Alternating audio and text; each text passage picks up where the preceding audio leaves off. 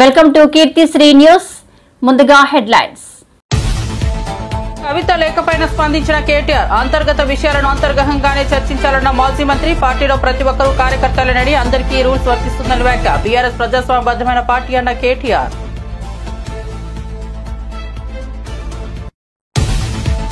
వల్లభనేని వంశీకి తీవ్ర అస్వస్థత.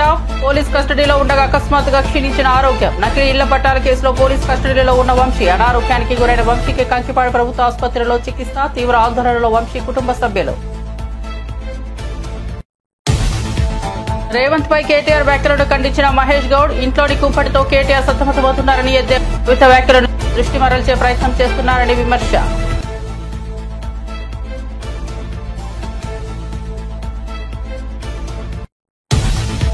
ఢిల్లీలో కేంద్ర మంత్రులతో ఏపీ సీఎం చంద్రబాబు సమావేశాలు. మీడియాకు వివరాలు తెలిపిన చంద్రబాబు ఏపీ సమగ్ర అభివృద్ధిపై కేంద్ర మంత్రులతో చర్చించినట్లు వెల్లడి.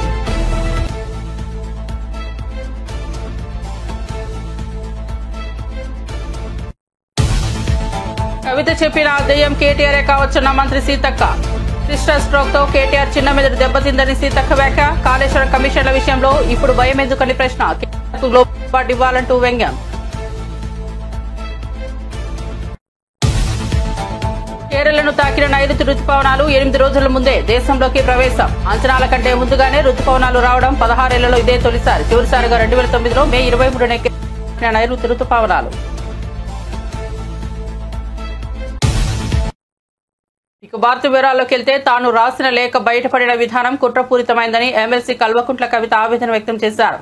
బీఆర్ఎస్ అధినేత తన తండ్రి కేసీఆర్ ను దేవుడిగా అభివర్ణించిన కవిత ఆయన చుట్టూ కొన్ని దెయ్యాలు సంచలన వ్యాఖ్యలు చేశారు. నా లేఖను ఇలా లీక్ చేయగలిగితే ఇతర నాయకుల పరిస్థితి ఏంటో ఊహించుకోండి అని వ్యాఖ్యానించారు. పార్టీలో కోవట్టులను బయట పెట్టకపోతే బీఆర్ఎస్ భవిష్యత్తు ప్రమాదంలో పడే అవకాశం ఉందని హెచ్చరించారు. ఈ లేఖ వ్యవహారంపై కాంగ్రెస్ బీజేపీ సంబరపడాల్సిన అవసరం లేదని స్పష్టంగా తెలిపారు. పార్టీ లోపలి సమస్యలపై చర్చ జరగాల్సిన అవసరం ఉందని కవిత సూచించారు. ఆమె వ్యాఖ్యలతో బీఆర్ఎస్ లో అంతర్గత రాజకీయ దుమారం మళ్లీ రగిలిపోతోంది. నా కొడుకు ఆదిత్య గ్రాడ్యుయేషన్ సెరమనీ పూర్తి చేసుకొని అమెరికా నుండి వచ్చే లోపల మరి ఏదో లేఖ లీక్ అయిందని చెప్పి గత 2-3 రోజులుగా చాలా హంగామా నడుస్తున్నట్టుగా తెలుస్తా ఉన్నది. మరి ఈ సందర్భంగా నేను చెప్పదలుచుకున్నది ఒకటే. 2 వారాల క్రితం నేను గౌరవనీయులు పెద్దలు కేసీఆర్ గారికి ఒక లేఖ రాయడం జరిగింది. నేను ఈ విధంగా కేసీఆర్ గారికి ఇదివరకు కూడా నా ఒపీనియన్స్ ఎప్పుడున్నా కూడా లేఖ ద్వారా చెప్పడం జరిగింది. అయితే ఈసారి నేను మొన్ననే చెప్పున్నాను కుట్రలు కుతంత్రాలు జరుగుతూ ఉన్నాయని.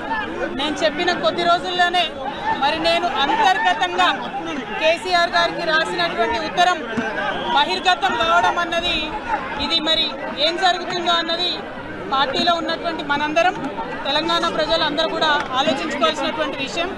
నేను వేరే ఏం విషయాలు చెప్పలేదు.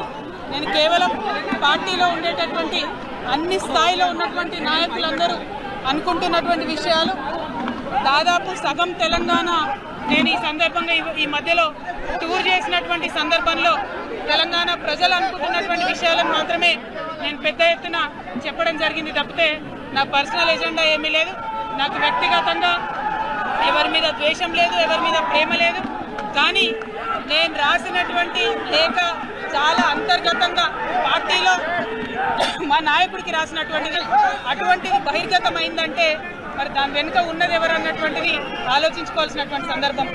I have written to my father Shri KCR garu feedback which I got from every stature of the leader from our party and from Telangana people broadly 2 weeks back. I've always written to my father at various stages. Whenever I needed to give him any feedback, I've always written to him. But this time it got out. I believe it is a handiwork of some of the cowards in the party, and the party should decide how to deal with them. I have not written anything negative against KCR Garu or the party. To strengthen the party and to work for the people of Telangana. Feedback mechanism is necessary, and that is what I have done. Thank you. Jai Telangana. KCR Garu దేవుడు. కేసీఆర్ గారు దేవుడు. కానీ కేసీఆర్ గారి చుట్టూ కొన్ని దయ్యాలున్నాయి. వాళ్ళ వల్ల చాలా నష్టం జరుగుతున్నది. పార్టీలో ఉండేటటువంటి నాకు, నేను కేసీఆర్ గారి కూతుర్ని, అంతరంగికంగా నేను రాసినటువంటి లేఖనే బయటికి వచ్చిందంటే మరి ఇతర సామాన్యుల సంగతి, ఇతరుల పరిస్థితి ఏంటి పార్టీలో అన్నది ఇవాళ చర్చ జరగాల్సినటువంటి అవసరం ఉన్నది. దానికోసమే ఇవాళ నేను మీతో మాట్లాడుతూ ఉన్నాను. రెగ్యులర్గా నేను ఇచ్చిన ఫీడ్బ్యాక్ అందులో స్పెషల్ ఏం లేదు. ఏ మీటింగ్ అయినా ఏదైనా కూడా నేను సార్కి ఇస్తానే ఉంటాను. కానీ ఈసారి ప్రత్యేకించి బయటికి రావడం అన్నది నేను బాధాకరంగానే ఉన్నది. అయితే ఈ లేఖ ఈ విషయం అంతా చూసుకొని కాంగ్రెస్ బీజేపీ పార్టీ బాగా సంబరపడుతున్నట్టున్నాయి.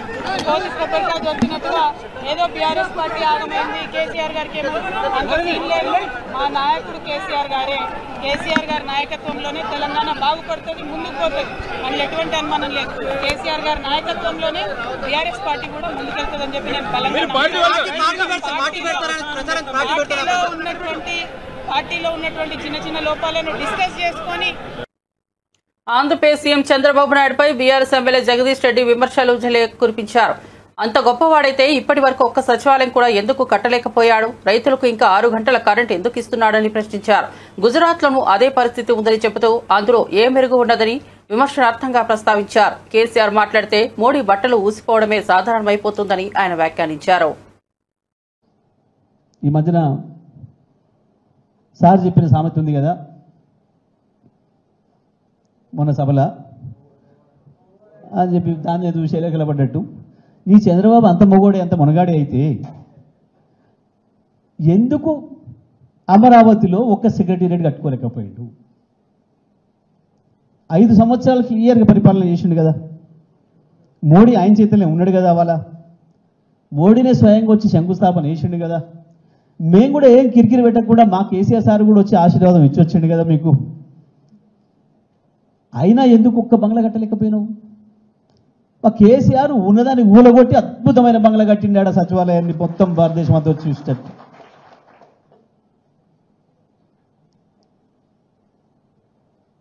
ఏది మీ మునగంతనం? మహామేధావులు ఇంత పొడుగు సర్టిఫికేట్ రాసుకుంటారు, వాళ్ళకి వాళ్ళే సంతకాలు పెట్టుకుంటారు, ఇట్లా బేషన్ భుజాలు కొట్టుకుంటారు, వాళ్ళకి వాళ్ళే. ఏమైంది తెలివి? ఎందుకు ఇవ్వాలని కూడా ఇంకా 6-7 గంటల కరెంట్ ఉంది ఆంధ్రప్రదేశ్లో. ఇవాళకి కూడా 6-7 గంటల కరెంటు రైతాంగానికి. ఎందుకు కేసీఆర్ ఇవ్వగలిగిండు 3 ఏళ్లలో 24 గంటల కరెంట్? ఒక ఆంధ్రప్రదేశ్లో కాదు, గుజరాత్లో కూడా 6 గంటల కరెంట్ ఇప్పటికి కూడా రైతాంగానికి. 6 అంటే 6 గంటలు, 6 నిమిషాలు కూడా ఎక్కువయ్యారు, 6 సెకండ్లు కూడా ఎక్కువయ్యారు. ఆ రాహుల్ గాంధీ అంటూ పెద్ద కార్యకర్త దొరికిండు మోడీకి, కాబట్టి నడుస్తుంది కానీ వాళ్ళ రాజ్యం. కేసీఆర్ కనుక నోరిప్పడం మొదలు పెడితే మోడీ బట్టలు ఊసిపోవడం ఖాయం. వీళ్ళు కొట్టుకుంటున్న గప్పాలు రాయించుకుంటున్నవి మీడియాని భయపెట్టి, పొలిటికల్లోనే భయపడుతుండే ఈడీలకు ఐటీలకు. ఇక మీడియా హౌస్ వాడు భయపడా?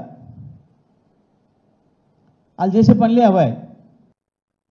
హైదరాబాద్ ఉప్పల్ నియోజకవర్గంలో బీజేపీ ఎంపీ ఈటెల రాజేందర్ దేశభక్తి ఉల్లాసంతో తెలంగాణ ర్యాలీ నిర్వహించారు. జాతీయ జెండాలతో కూడిన ఈ ర్యాలీలో బీజేపీ కార్యకర్తలు, స్థానిక యువత పెద్ద సంఖ్యలో పాల్గొన్నారు. ప్రజల్లో దేశభక్తి, గౌరవ అవహాలను పెందుపరచడమే లక్ష్యంగా ఈటెల ఈ కార్యక్రమాన్ని చేపట్టారు. దేశానికి త్యాగాలు చేసిన యోధులను స్మరించుకుంటూ తెలంగాణ పత్రికను గౌరవించాలన్న సందేశాన్ని ఈ ర్యాలీ ద్వారా ప్రజల్లోకి తీసుకెళ్లారు. తిలకాన్ని అయితే పాకిస్తాన్ ఉగ్రం మూకలు తుడిపేసిండ్రు.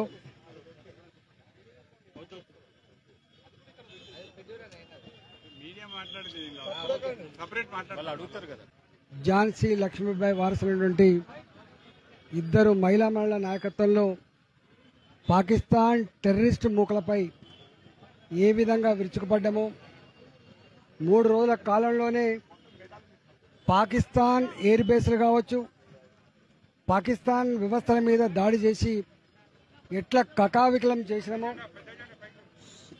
దెబ్బకే పాకిస్తాన్ దిమ్మ తిరిగి కాళ్ళబేరానికి వచ్చిందో, ఆ తదుపరి పరిణామాలకు భారత జాతికి జాతి నరేంద్ర మోడీ గారికి మద్దతు ఇవ్వాలి, భారత సైన్యానికి స్ఫూర్తినివ్వాలని చెప్పి ప్రతి జిల్లాలో, ప్రతి నియోజకవర్గంలో తిరంగ ర్యాలీలను ఏర్పాటు చేసింది.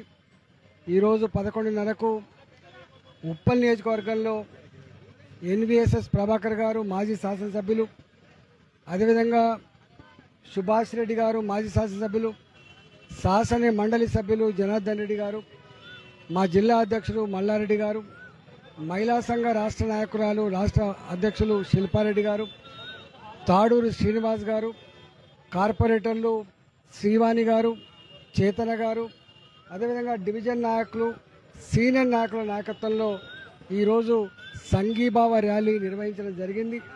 రాబోయే కాలంలో భారత సైన్యానికి, భారత ప్రధానమంత్రి గారికి సంపూర్ణంగా మద్దతిస్తూ దేశం నరేంద్ర మోడీ గారి వెంట నిలబడాలి, భారత మాతను రక్షించుకోవాలనేటువంటి కాన్సెప్ట్తో ఈరోజు ర్యాలీ నిర్వహించడం జరిగింది.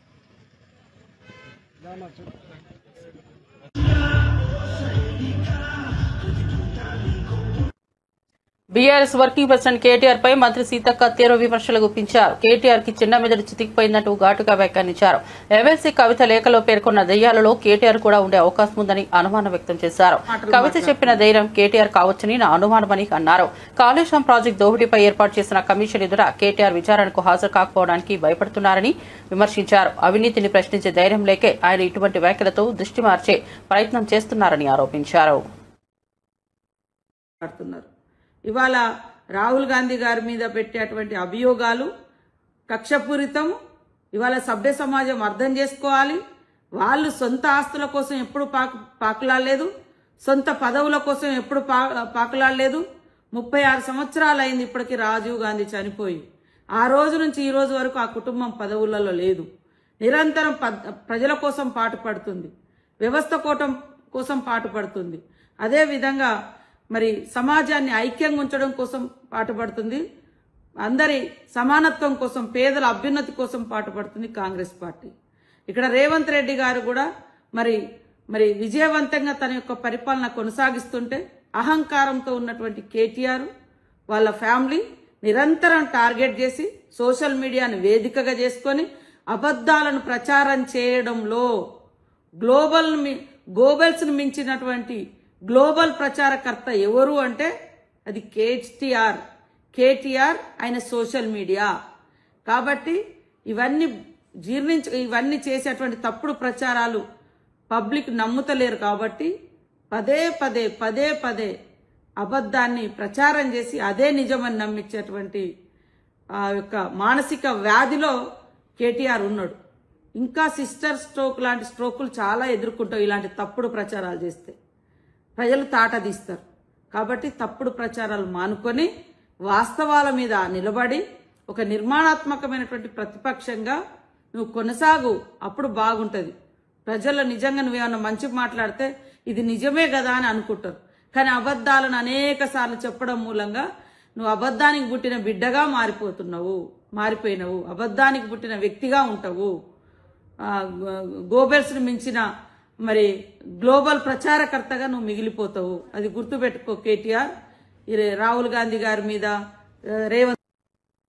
జమ్మూ కాశ్మీర్లోని పూంచ్ జిల్లాకు కాంగ్రెస్ నేత రాహుల్ గాంధీ చేరుకున్నారు. ఇటీవల పాకిస్తాన్ దళాలు జరిపిన సరిహద్దు కాల్పుల్లో బాధపడిన గ్రామాల ప్రజలను పరామర్శించేందుకు ఆయన ఈ ప్రాంతాన్ని సందర్శించారు. బాధిత కుటుంబాలను దగ్గరగా కలుసుకుని వారి ఆవేదనను పంచుకున్నారు. బాధితులకు అన్ని విధాలుగా అండగా ఉంటానని భరోసా ఇచ్చారు. దేశ రక్షణ కోసం పోరాడుతున్న జవాన్ల త్యాగాలను రాహుల్ గాంధీ ప్రశంసించారు. You play really hard. Big hug to all of you. Love you.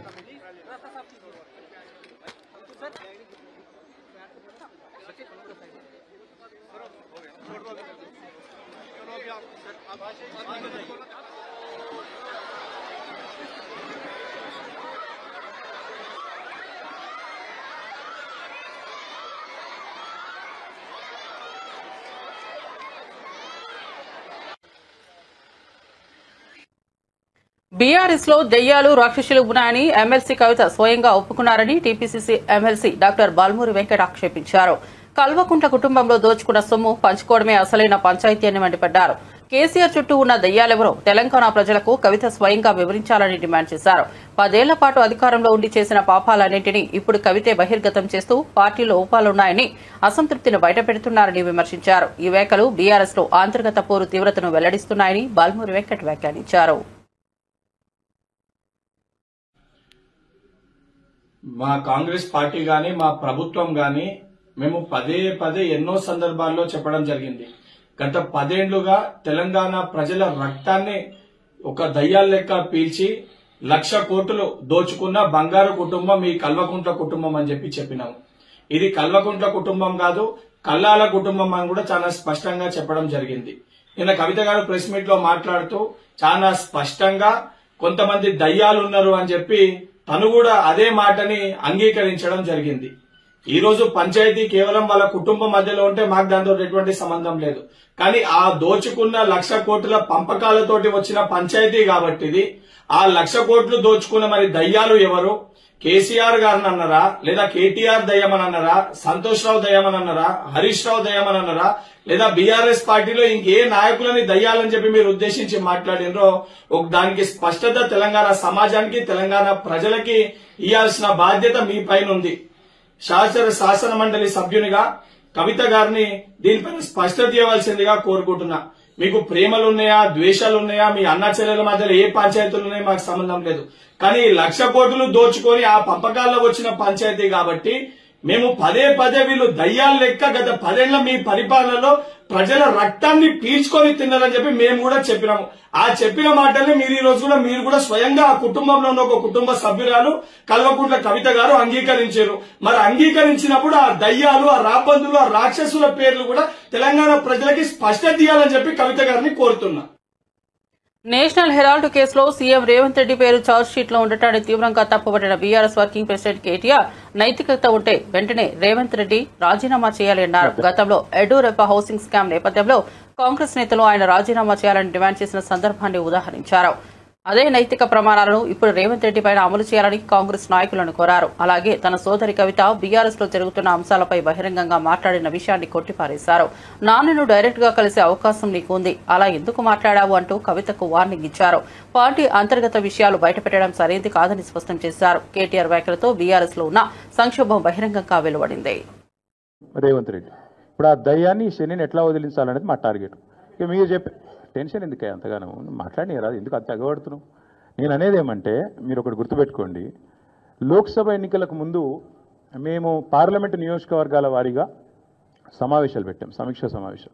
ఇక్కడ అసెంబ్లీలో ఓడిపోయాము, ఎట్లా ముందుకు పోవాలని చెప్పి దాదాపు 17 రోజుల పాటు మీరందరూ చూశారు. ఇక్కడే వేల మంది కార్యకర్తలతో కూర్చొని దాదాపు 7, 8, 9, 10 గంటలు వారితో చర్చించాం. ఆ ప్రాసెస్లో చాలామంది డైరెక్ట్గా మైకులో మాట్లాడిన వాళ్ళు ఉన్నారు, కొంతమంది చిట్టీల మీద రాసిచ్చిన వాళ్ళు ఉన్నారు, కొంతమంది కేసీఆర్ గారికి ఉత్తరం అందించండి అని చెప్పి ఉత్తరాలు ఇచ్చిన వాళ్ళు ఉన్నారు. కాబట్టి మా పార్టీలో we encourage open culture, democracy కాబట్టి, డెమోక్రాటిక్ పార్టీ కాబట్టి, ప్రజాస్వామిక స్ఫూర్తి ఉన్న పార్టీ కాబట్టి మా పార్టీ అధ్యక్షుల వారికి ఎవరైనా సూచనలు చేయాలనుకుంటే ఉత్తరాలు రాయొచ్చు. అదేదో చాలా గొప్ప విషయం అన్నట్టు మీరందరూ అంత బాధపడిపోవాల్సిన అవసరం ఏం లేదు. నేను అనేది ఏమంటే మా పార్టీలో డెమోక్రసీ ఉంది కాబట్టి మా పార్టీ అధ్యక్షుల వారికి మా పార్టీ నాయకులు ఎవరైనా సరే అప్పుడప్పుడు సూచనలు సలహాల రూపంలో లిఖితపూర్వకంగా ఇవ్వచ్చు, ఓరల్గా ఇవ్వచ్చు, రకరకాలుగా ఇవ్వచ్చు. అట్లాగే నేను ఒక మాట మాత్రం చెప్తాను, మనం ఎవరైనా సరే పార్టీలో ఏ హోదాలో ఉన్నా కొన్ని విషయాలు అంతర్గతంగా మాట్లాడాల్సిన విషయాలు అంతర్గతంగా మాట్లాడితేనే బాగుంటుంది. పార్టీ ఫోరమ్స్ ఉన్నాయి, అధ్యక్షుల వారితో కలిసే అవకాశం ఉంది, లేదా ఆఫీస్ బేరర్స్ ఉన్నారు, కలిసి చెప్పుకునే అవకాశం ఉంది. కాబట్టి అంతర్గతంగానే కొన్ని విషయాలు మాట్లాడితే బాగుంటుంది. అది అందరికీ వర్తిస్తుంది, వీళ్ళకి వాళ్ళకని కాదు, అందరికీ వర్తిస్తుంది. తప్పకుండా ఎవరమైనా ఒకటే, ఈ పార్టీలో అందరం కార్యకర్తలమే, అందరికీ కూడా ఇదే సూత్రం వర్తిస్తుంది. కాబట్టి మీరు కూడా దయచేసి ఇంత ఇంపార్టెంట్ ఇష్యూ మాట్లాడితే దీని మళ్ళీ మీరు, నాకు తెలుసు మీ సంగతి, you are intelligent, unfortunately I'm also intelligent. కాబట్టి నేనేమంటానంటే మీరు ఏం పెడతారో, మీరు ఏం హెడ్డింగ్ పెడతారో తెల్లారు నాకు తెలుసు, మీ బాధలు కూడా నాకు తెలుసు, మీ మేనేజ్మెంట్లో ఉండే అవస్థలు నాకు తెలుసు, రేవంత్ రెడ్డి గారి ఒత్తిళ్లు తెలుసు. కాబట్టి నేను ఎక్కువ చెప్పను, ఒకటి మాత్రం చెప్తాను, మా పార్టీలో డెమోక్రసీ ఉంది, మా పార్టీలో సలహాలు సూచనలు ఎవరైనా ఇవ్వచ్చు, ఎట్లా అయినా ఇవ్వచ్చు. గతంలో పార్లమెంట్ సమావేశాల సందర్భంగా లేఖలు వచ్చినాయి, సూచనలు వచ్చాయి, అట్లా వచ్చినప్పుడు వాటిని ప్రజాస్వామికంగా స్వీకరిస్తాం. థ్యాంక్ యూ, మీ అందరికీ థ్యాంక్ యూ. నేషనల్ హెరాల్డ్ విషయంలో ఏమైనా అడగదలుచుకుంటే బ్యాక్ టీవీ కానీ ఇంకో టీవీ కానీ అడగచ్చు. నేషనల్ హెరాల్డ్ విషయంలో ఏమైనా మాట్లాడదలుచుకుంటే మాట్లాడండి, చెప్తాను. మిగతా విషయాలు ఆల్రెడీ నేను చెప్పాను, అంతకంటే ఎక్కువ చెప్పాల్సిన అవసరం. నేషనల్ హెరాల్డ్ విషయంలో, యంగ్ ఇండియా విషయంలో, మీ కుంభకోణం విషయంలో మీకు ఏమైనా అడగదలుచుకుంటే అడగండి. ఓకే, అన్ని పార్టీలో ఉంటారు, రేవంత్ రెడ్డి కోవట్లు ఉంటే ఉండొచ్చు, ఏముంది అందులో. coverts will expose themselves. Coverts will expose themselves in due course of time. Enduku tondara enduku? Yes, Balu. Yes, thank you. Finally. BRS లో ఎమ్మెల్సీ కవితను సస్పెండ్ చేసేందుకు స్కెచ్ వేయబడుతోందని పార్టీ నేత సామ రామ్మోహన్ రెడ్డి సంచలన వ్యాఖ్యలు చేశారు. కవిత లేఖలో పేర్కొన్న దెయ్యాలు అనే వాళ్లే సంతోష్ రావు, కేటీఆర్, హరీష్ రావు అంటూ తీవ్ర ఆరోపణలు చేశారు. కవితను దూరం చేసి కేటీఆర్ అధికారాన్ని పొందే ప్రయత్నం చేస్తున్నారని విమర్శించారు. కవిత దృష్టిలో కేసీఆర్ పక్కన ఉన్న పెద్ద దెయ్యం సంతోష్ రావేనని స్పష్టంగా పేర్కొన్నారు. తండ్రిని కలవాలనుకున్న కవితకు ఫోన్ ఇవ్వకుండా అడ్డుకున్నది కూడా అతడేనని సామ ఆరోపించారు. ఇది కుటుంబ రాజకీయం మాత్రమే కాదు, బీఆర్ఎస్ లో తీవ్ర అంతర్గత సంక్షోభానికి సంకేతమని రాజకీయ వర్గాలు అభిప్రాయపడుతున్నాయి.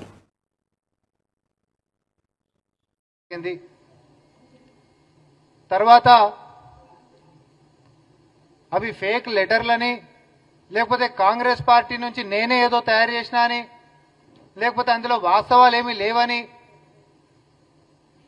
వాళ్ళ కింద ఉండి జీతాలు తీసుకుంటున్నటువంటి కొంతమంది సోషల్ మీడియా, తర్వాత కొంతమంది యూట్యూబ్ ఛానళ్ళు, తర్వాత వాళ్ళ ప్రచారం తప్ప వేరే ప్రజానికమో లేకపోతే ప్రజాస్వామ్యమో పట్టించుకున్నటువంటి కొంతమంది,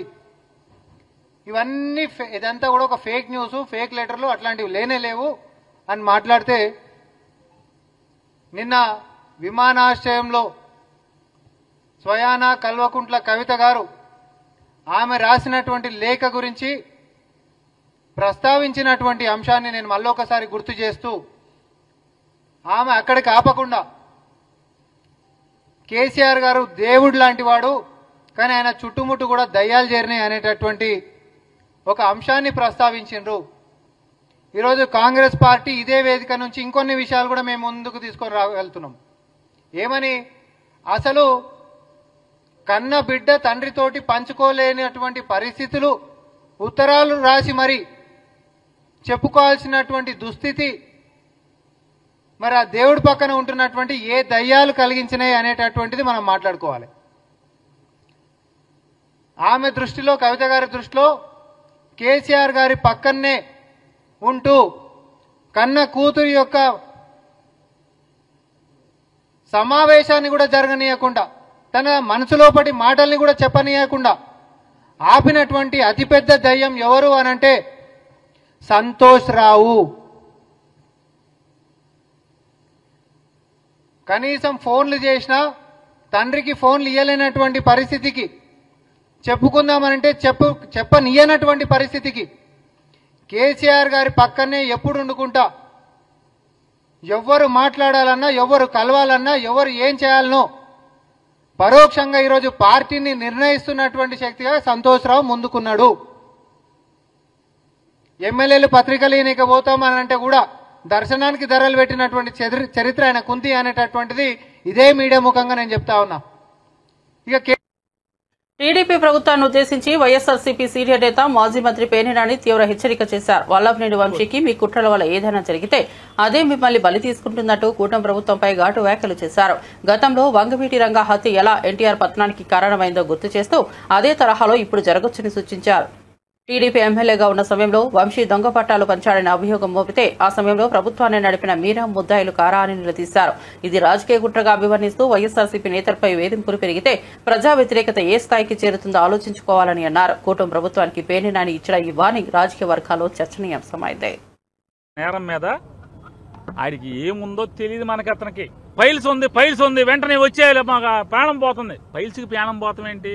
లబలబలు ఆడిపోయారు రాష్ట్రంలో ఉన్నటువంటి చంద్రబాబు దగ్గర నుంచి మొత్తం అంతా కూడా ఫైల్స్కి తెచ్చి రమేష్ హాస్పిటల్లో వైద్యం కావాలంట. ఇతనికేమో ఊపిరాట్లేదు, ఊపిరితిత్తుల్లో సమస్య ఉందని చెప్పి చెప్పుకుంటా రోజు కోర్టు తీర్పు మీదకు రోజు రాత్రిపూట జైలు సెల్లో ఆక్సిజన్ పెట్టుకునేటువంటి పరిస్థితి, సిపిఆప్ మిషన్ పెట్టుకుని అతను రోజులు గడుపుతున్న పరిస్థితి ఉంటే, అంటే ఒక్కరోజు ఒక్కో వీళ్ళ తరపున పనిచేస్తే మాత్రం ఫైల్స్ ఉన్నాయని చెప్పిన, ఎప్పుడో ఫైల్స్ ఆపరేషన్ చేయించుకుంటే ఫైల్స్ ఆపరేషన్ అయింది చచ్చిపోతాడంట. ఫైల్స్ ఆపరేషన్ అయితే చచ్చిపోతాడంట. ఇక్కడ ఊపిరితిత్తులు దెబ్బతిన్నా కూడా చచ్చిపోరు. ఏంటి కేసు వంశీ మీద కేసు అంటే చంద్రబాబును ముఖ్యమంత్రిగా ఉన్నప్పుడు వల్లభనేని వంశీ తెలుగుదేశం పార్టీ ఎమ్మెల్యేగా ఉండి దొంగ పట్టాలు పంచిపెట్టాడనేటువంటి అభియోగం అంట. మరి ఆ ప్రభుత్వాన్ని నడిపినోడిని ముద్దాయి చేయొద్దా? అప్పుడున్న రెవెన్యూ మినిస్టర్ని ముద్దాయికం చేయొద్దా? తప్పుడు ప్రభుత్వం మీదే కదా. మీరు ఏవేదైతే వాళ్ళ వంశీ మీద అభియోగం చేస్తున్నారో, దొంగ పట్టాలు పుట్టించి పట్టాలు పంచిపెట్టాడు తెలుగుదేశం ప్రభుత్వంలో అని చెప్పని, దానికి కారణం మీరే కదా. మరి మీరు ముద్దాయిలు అవరా? తండ్రి కొడుకులు ముద్దాయిలు అవరా? కాబట్టి మీ ఏపోడు అంటే మీ జెండా మోస్తే ఏం పాపాలు చేసినా పర్లేదు. మీ జెండా మోస్తే పాపాలు చేసిన వాడికి 10 రోజుల క్రితం పైల్స్ ఆపరేషన్. బీఆర్ఎస్ లో నెలకొన్న తీవ్ర అంతర్గత సంక్షోభంపై టీపీసీసీ అధ్యక్షుడు మహేష్ కుమార్ గౌడ్ ఘాటు వ్యాఖ్యలు చేశారు. కేసీఆర్ చుట్టూ ఉన్న దెయ్యాలు ఎవరో ప్రజలకు తెలియాలని డిమాండ్ చేశారు. కవిత, కేటీఆర్ మధ్య జరుగుతున్న పరస్పర వైరం నేపథ్యంలో హరీష్ రావు మౌనంగా ఎందుకు చూస్తున్నారని అన్నారు. ఇంట్లోనే కుంపటి తట్టుకోలేక కేటీఆర్ సతమతం అవుతున్నారని ఎద్దేవా చేశారు. సొంత చెల్లిని ఎదుర్కోలేక కవిత లేఖలో ఊగిసలాడుతున్న కేటీఆర్ ఇప్పుడు సీఎం రేవంత్ రెడ్డి మీద ఆరోపణలు చేస్తూ దృష్టి మళ్లించేందుకు ప్రయత్నిస్తున్నారని విమర్శించారు. 10 ఏళ్ల బీఆర్ఎస్ పాలనలో జరిగినవన్నీ తప్పిదాలకు కవితే స్వయంగా బయటపెట్టారని తెలిపారు. బీఆర్ఎస్ బీజేపీ మధ్య ఉన్న గుప్త ఒప్పందాన్ని కూడా కవిత వ్యాఖ్యలు బలంగా నిరూపిస్తున్నాయని అన్నారు. ప్రస్తుతం బీఆర్ఎస్ 3 ముక్కలు అవుతుందని, భవిష్యత్తులో తెలంగాణ రాజకీయాల్లో బీఆర్ఎస్ స్థానం ఉండదని మహేష్ కుమార్ గౌడ్ ధ్వజమెత్తారు. చెల్లెలు తనకే ఏకుమేకై మరొక పవర్ సెంటర్ రావడంతో మతి భ్రమించి కేటీఆర్ గారు ఆ ఎపిసోడ్ని డైవర్ట్ చేసే విధంగా కాంగ్రెస్ ప్రభుత్వం పైన, ముఖ్యమంత్రి రేవంత్ రెడ్డి పైన పసలైన ఆరోపణలు చేస్తూ ఉన్నాడు. కేటీఆర్ గారు ఫస్ట్ చేయాల్సింది తన ఇంట్లో రగులుతున్న కుంపటిని సరిపెట్టుకోవాలి. ఇవాళ కవిత కేసీఆర్కే లెటర్ రాసి 10 సంవత్సరాల తప్పిదాల్ని ఎత్తి చూపే స్థాయికి వచ్చిందంటే కేసీఆర్ కుటుంబంలో రగులుతున్న మంట అందరికీ తెలిసిందే, ప్రజలకు ఇంకా అర్థమవుతా ఉంది. కవితన మాట్లాడిన మాటలు చూస్తే బీజేపీకి, బీఆర్ఎస్ పార్టీకి పరిపూర్ణమైనటువంటి లోపాయికార ఒప్పందం ఉందనేది స్పష్టమవుతా ఉంది. 2004 నుంచి 2014 వరకు కేంద్రంలో ఉన్నటువంటి బీజేపీ ప్రభుత్వానికి అన్ని రకాలుగా సహాయసహకారాలు అందించిన మూలానే కవిత గారు లిక్కర్ కేసులో ఇరికినప్పుడు అమిత్ షా దగ్గరికి వెళ్ళి బేరమాడుకొని బెయిల్ వచ్చే విధంగా చేసుకున్న సందర్భం ప్రజలు మర్చిపోలే. ఎందుకంటే A2కి బెయిల్ రాకుండా A1కి బెయిల్ వచ్చింది. దాంట్లో అసలు ఇవాళ రాజకీయ పదవుల కోసం కేసీఆర్ కుటుంబంలో పెరిగిన పోటీ వల్ల ఇలా బీఆర్ఎస్ పార్టీ 3 ముక్కలు అవుతా ఉంది. భారత వాతావరణ విభాగం దేశ ప్రజలకు చల్లని కబురు అందించింది. దేశంలో వ్యవసాయానికి ఊతమిచ్చే నైరుతి రుతుపవనాలు కేరళను తాకాయి. ఏడాది సాధారణ కంటే 8 రోజుల ముందుగానే నైరుతి రుతుపవనాలు దేశంలోకి ప్రవేశించినట్లు ఐఎండీ వెల్లడించింది. మరో 2-3 రోజుల్లో ఏపీలోకి ప్రవేశించే అవకాశం ఉంది. వీటి ప్రభావంతో జూన్ 2వ వారం నుంచి రాష్ట్ర వ్యాప్తంగా విస్తారంగా వర్షాలు కురిసే అవకాశం ఉందని వాతావరణ శాఖ నిపుణులు చెబుతున్నారు. ఇదిలా ఉంటే అంచనాల కంటే ముందుగానే రుతుపవనాలు రావడం 16 ఏళ్లలో ఇదే మొదటిసారి. చివరిసారిగా 2009లో మే 23నే నైరుతి రుతుపవనాలు కేరళను తాకాయి. గత ఏడాది రుతుపవనాలు మే 30న వచ్చాయి. కానీ ఈ ఏడాది 6 రోజులు ముందుగానే వచ్చేశాయి. మరిన్ని అప్డేట్స్ గురించి చూస్తూ ఉండండి కీర్తి శ్రీ న్యూస్.